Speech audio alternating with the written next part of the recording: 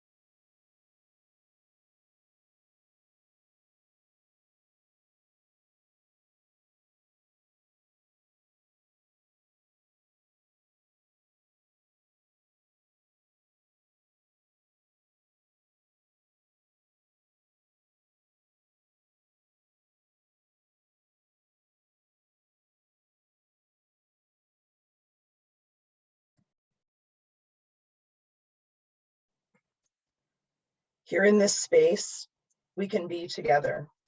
We can gather in all the conflicting emotions in our heads and our hearts. We can bring our broken hearts and our grief. We can bring our anger and our pain. We can bring our confusion and our questions. We can bring our hope and our energy. We can bring them together here, share them, and lay them on the altar of community.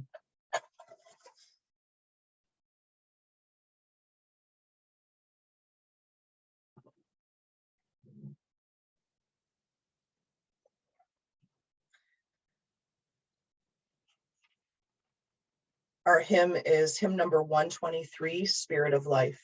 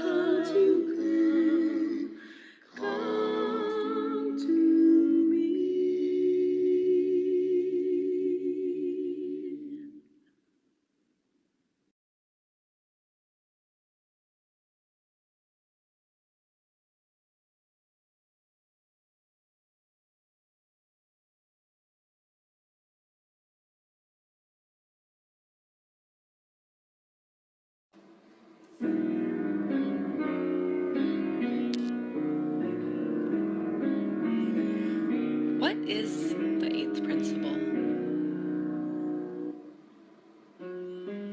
Well, you know our 7 principles, right?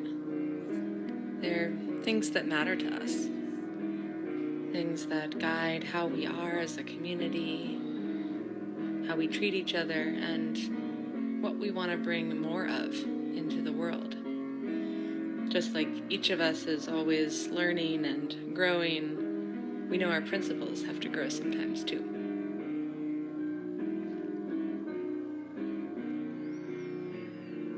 This is the story of the 8th principle. A few years ago, some UU leaders spoke up. They told us these principles we love, they left something out. Like many who'd come before them, they spoke about how people still aren't being treated fairly because of the color of their skin, or where they come from, or other things that make them who they are.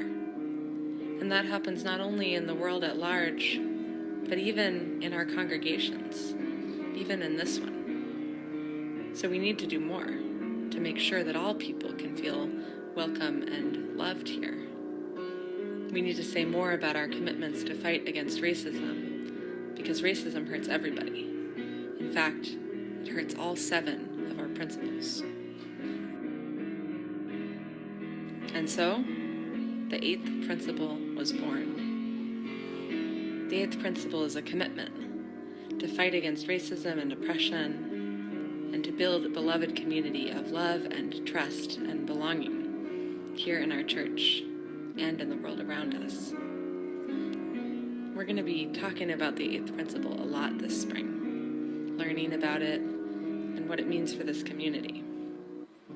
What does the 8th principle mean to you?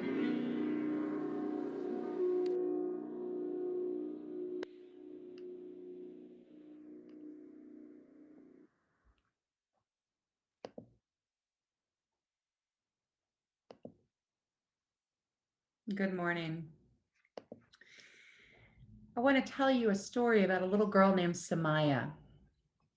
Samaya walked into the old building with her parents. She didn't want to talk to new people, so instead she looked at posters on the wall. She saw a poster called The Children's Principles and rolled her eyes. She was 12 now. She was too old for children's things. And besides, it looked pretty much like every other church they had shopped, as her mama said. And she was 12 now. That thought made her think about her mom telling her she couldn't play until dusk anymore, not because she did anything wrong, but because she was 12 now, and someone might think a tall, skinny black girl was up to no good. Mom said, "They might be afraid of you. They might shoot you." This was just one of many talks on race Samaya's been having since she was old enough to talk. Then she saw the other poster, the adult principles. This church had 8 on the adult poster. It looked new. She started with the last one. I mean, why is it 8 and not 7 like on the kids' poster? She rolled her eyes. Then she read the 8th principle, journeying towards spiritual wholeness by working to build a diverse, multicultural, beloved community by our actions that accountably dismantle racism and other oppressions in ourselves and our institutions. Now, Samaya wasn't sure what all of that meant, but she knew it meant that these people were talking about race and that they understood that racism is a problem and that it's a problem for everyone. She looked around the room. Most of the people in the church were white. Not all of them, but most of them. But she thought, they thought about her. They knew about the talks. They must have. And maybe they knew that she got accused last year of stealing from the school fundraising jar, even though she'd been nowhere near it. Her mama said it's because she was the only black girl. Samaya told her mama, no, that's not it. But she knew in her heart it was. She just didn't want it to be true. Why would the people in this church care about me, she thought. I mean, they're mostly white here. And all these other people of color, they could go to my grandma's church where everybody's black and Latino and Islander. I asked why we don't go there, Samaya was thinking. But her mama told her, they don't believe what we believe. So she said, well, what do we believe? And her mama said, we believe in choice. I wonder if this church believes in choice, Maya thought. They chose to put that poster on the wall to say Samaya matters. Samaya went and asked her mom, when does Sunday school start? Samaya's mom and mama were surprised. Samaya usually wants nothing to do with church.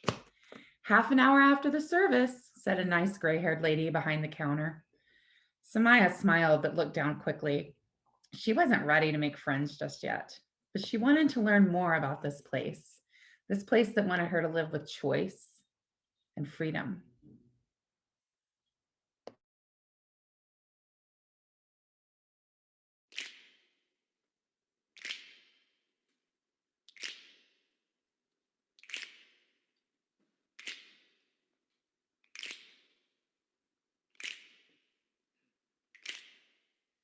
We shall be known by the company we keep, by the ones who circle round to tend these fires. We shall be known by the ones who sow and reap the seeds of change alive from deep within the earth. It is time now. It is time now that we thrive. It is time we lead ourselves into the well.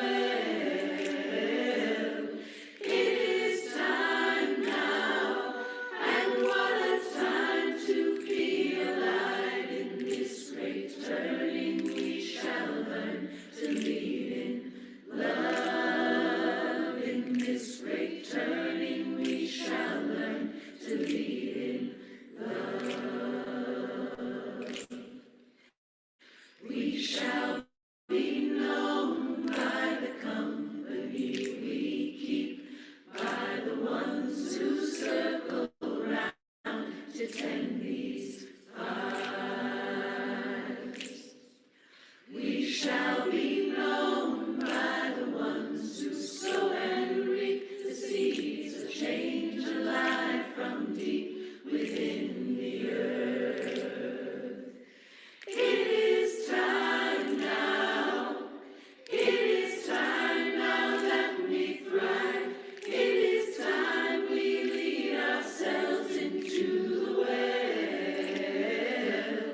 It is time now, and what a time to be alive in this great turning. We shall learn to lead in love. In this great turning, we shall learn to lead in love. In this great turning, we shall learn to lead in love. In this great turning, we shall learn to lead in love.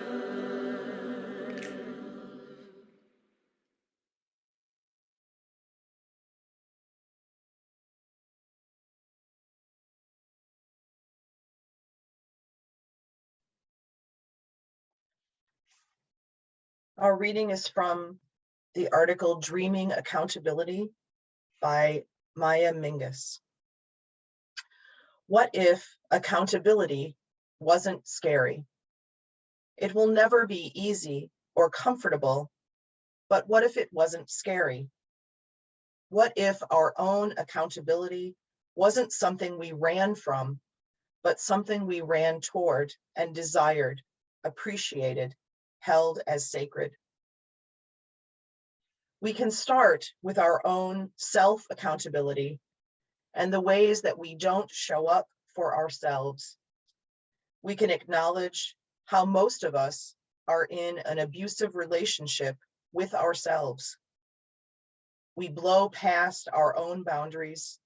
We punish and beat ourselves up in terrible ways.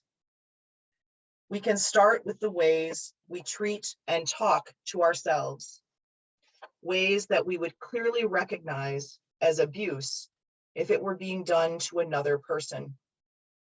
After all, our abusive relationship with ourselves lays the groundwork for an abusive world. What if we embraced accountability as a reflection of our undeniable, incredible, tender humanity, as a magnificent example of what it means to be human and flawed and in relationship with one another? What if we welcomed the quickening of our pulse and the beating of our heart as signals of being alive and caring, and what is most important to us, our relationships with each other? What if we listened to that fear, the fear of losing someone important to us or of losing ourselves? What if accountability wasn't rooted in punishment, revenge, or superficiality, but rooted in our values, growth, transformation, healing, freedom, and liberation. What if the work of accountability was held as so supremely sacred that people who got to practice it, truly practice it, were considered lucky, and those who had the honor of supporting it and witnessing it were also changed for the better from its power? What if we understand that no amount of tough love or punishment could ever hold a candle to the long and hard labor, fear, and pain of facing our demons and our traumas? What if we learned to desire the challenging and the transformative? What if accountability wasn't scary? It will never be easy or comfortable, but what if it wasn't scary? What if our own accountability wasn't something we ran from, but something we ran toward and desired, appreciated, and held sacred? Good morning. It's good to be here with you this morning. Are we, Unitarian Universalists, called to build the beloved community? And if so, how do we do it? This morning, I want to reflect on using our collective power to build the beloved community. These words I'm about to share are from James Baldwin. They give me hope in our ability to build the beloved community and hope for a better world. Baldwin was speaking to writers, and his message has universal value. And I quote, "You write in order to change the world, knowing perfectly well that you probably can't. In some way, your aspirations and concern for a single person, in fact, do begin to change the world.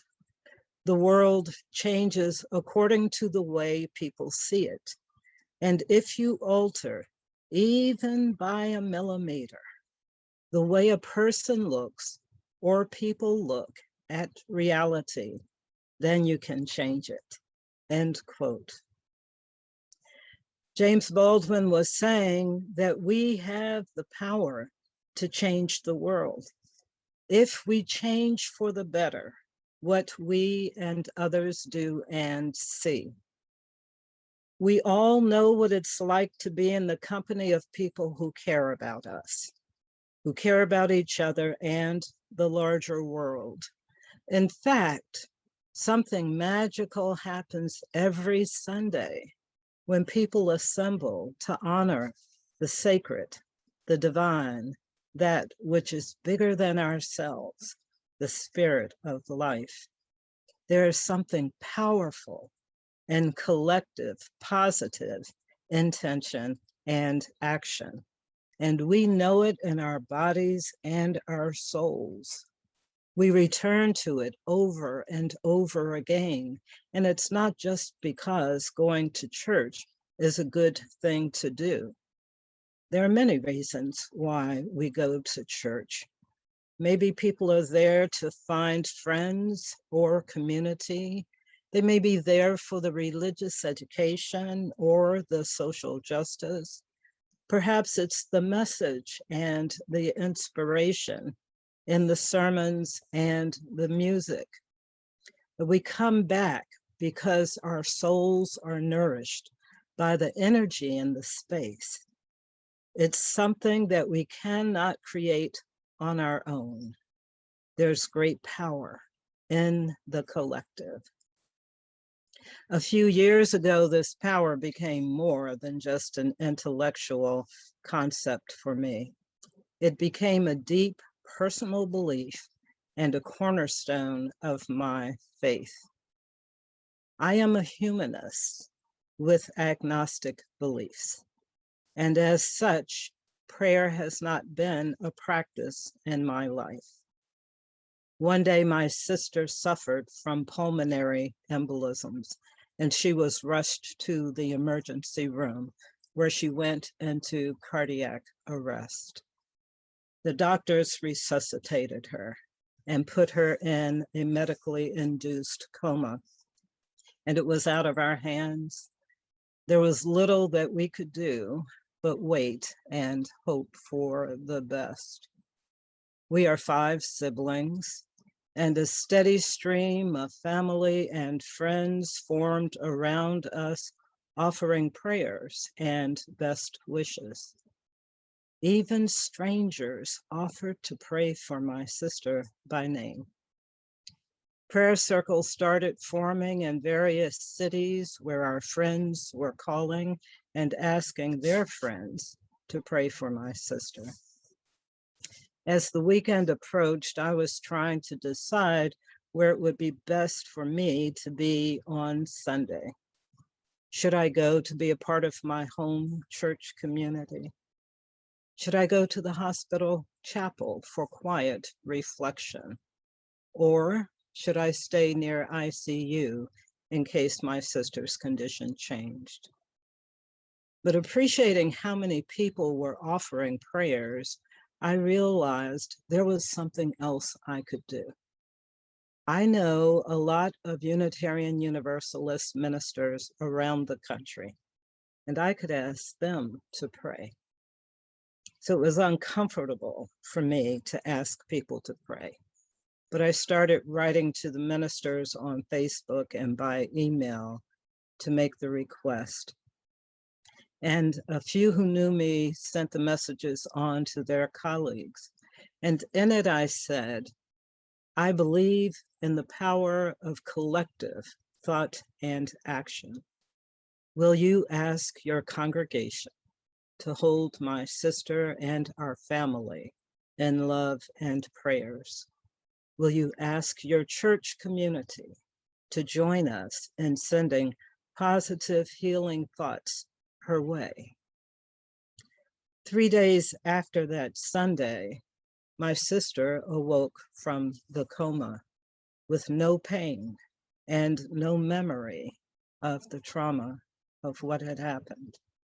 The doctors and medicine took care of her physical body, but perhaps prayer circles, congregations, families, and friends around the country provided a large spiritual body of positive energy for my sister's healing.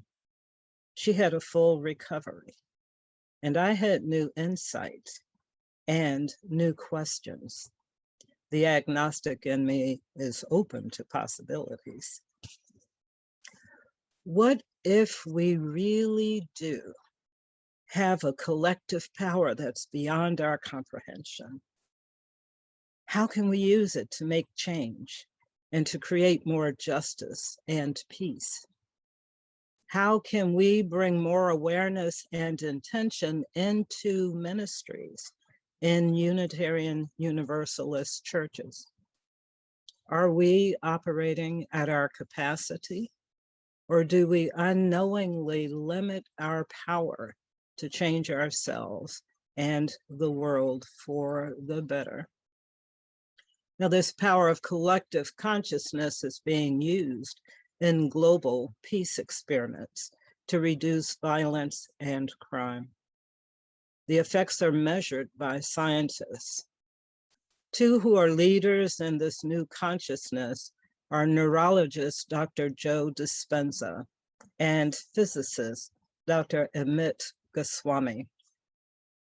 Dr. Dispenza wrote in his book, which is entitled Being Supernatural, he wrote that when they can get enough experienced meditators in a room, synchronizing their intention and elevating their emotional frequency, the meditators can unify their consciousness, resulting in measurable changes in the energy in the air.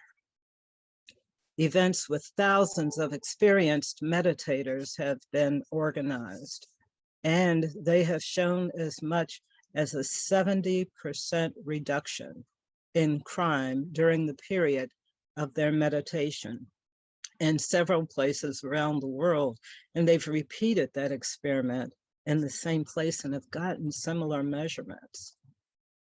Now, Dr. Goswami's work can be seen in the video entitled Quantum Activists. And he removes the division between science and spirituality by unifying the objective and the subjective realms. Or said another way, he removes the division between the material world of matter and the subtle, private world of our thoughts, feelings, and intuition. Now, of course, there's far more than we can get into this morning, but imagine the world you see as you move through the day. Now, what if everything that you see and everything that we can touch, all of this matter, what if it is surrounded by an ocean of information that cannot be seen? That this is not just empty space. And what if this ocean is full of collective possibilities? And everything that we see, and even the things that we co-create that we can't see, what if it all was drawn from that ocean of information?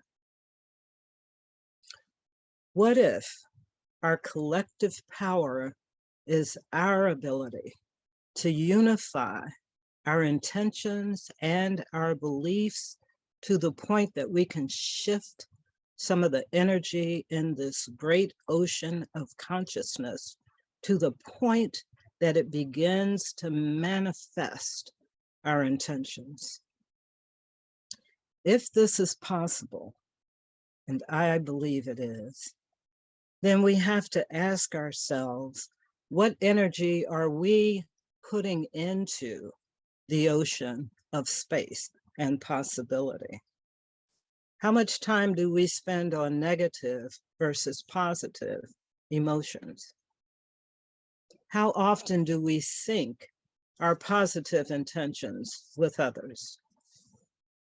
Can we use our collective power of positive and intention and action to more fully actualize the beloved community? And how do we extend the promise of Unitarian Universalism to more people?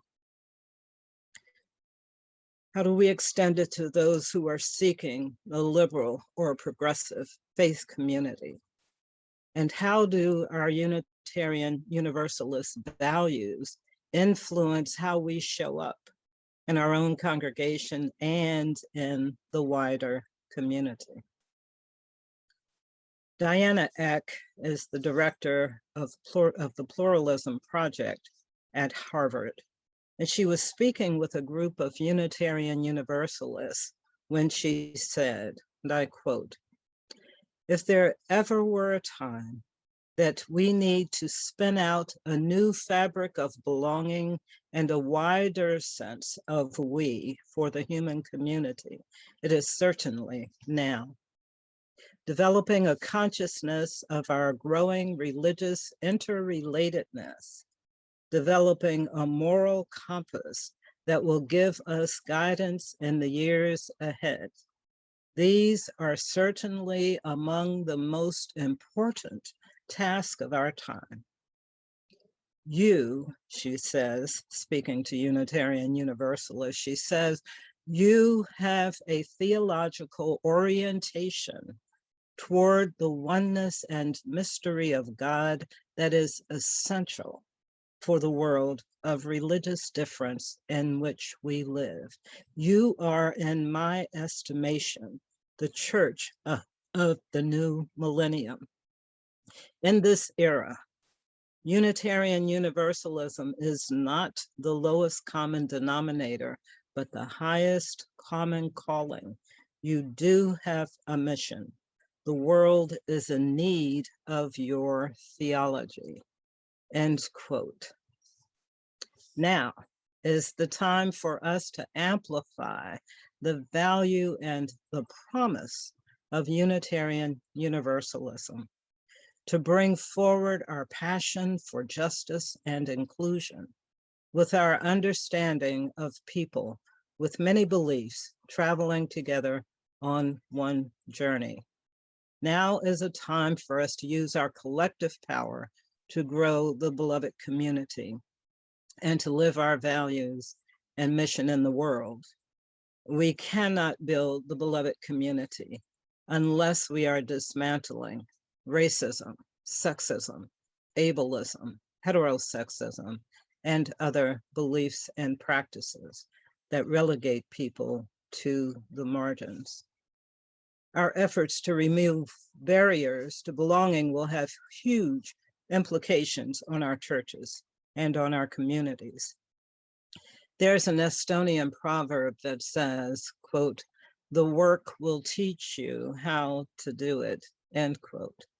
But we must do the work. How strong is our faith? Are we strong enough to have faith in our ability to make these changes? And if we don't, are we strong without building the beloved community? Perhaps the strength of Unitarian Universalism can be measured in the true transformative powers of our principles. It's the 7 principles that bring us together. And in closing, I want to say that perhaps our strength really lies in our ability to use our principles to transform ourselves and to build the beloved community. With all 8 of the principles, we are saying to each other, and we are saying to the world, this is who we are. These are our core values. And if we're explicit about building the beloved community as a part of our covenant, then we will shift how we see Unitarian Universalism and how we see ourselves and how we see each other by at least a millimeter. And if we can do that, then we can harness more of our collective positive intentions and actions to the point that we will begin to manifest the beloved community and Unitarian Universalism in more ways. In fact, I can tell you that that is already starting to happen. We will be stronger as a multicultural and multi-generational faith community. There's no question about that. How strong is our faith? Perhaps one day it will be measured by how well we are able to actualize the beloved community, as it is stated in the 8th principle. When we find spiritual wholeness by building a diverse, multicultural, beloved community, by our actions that accountably dismantle racism and other oppressions in ourselves and our institutions. May it one day be so. Amen.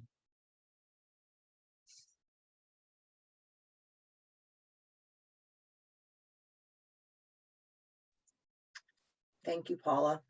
Our closing hymn is number 170. We are a gentle, angry people. We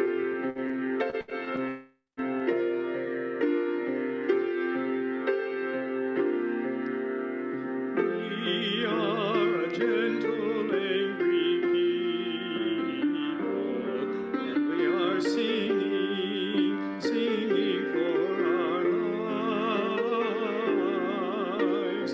We are a gentle, angry people, and we are singing, singing for our lives. We are a justice-seeking people, and we are singing,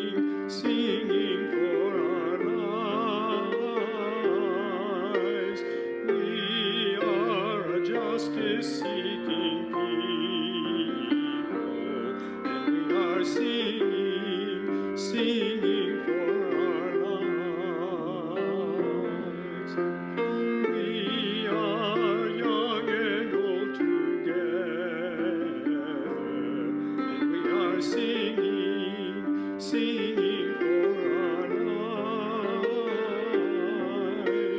We are young and old together, and we are singing, singing for our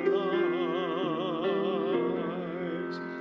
We are a land of many colors, and we are singing, singing for our lives. We are a land of many colors, and we are singing, singing for our lives. We are gay and straight together, and we are singing, singing for our lives. We are gay and straight together, and we are singing, singing for our lives. We are a gentle, loving people, and we are singing, singing for our lives. We are a gentle, loving people, and we are singing, singing for our lives.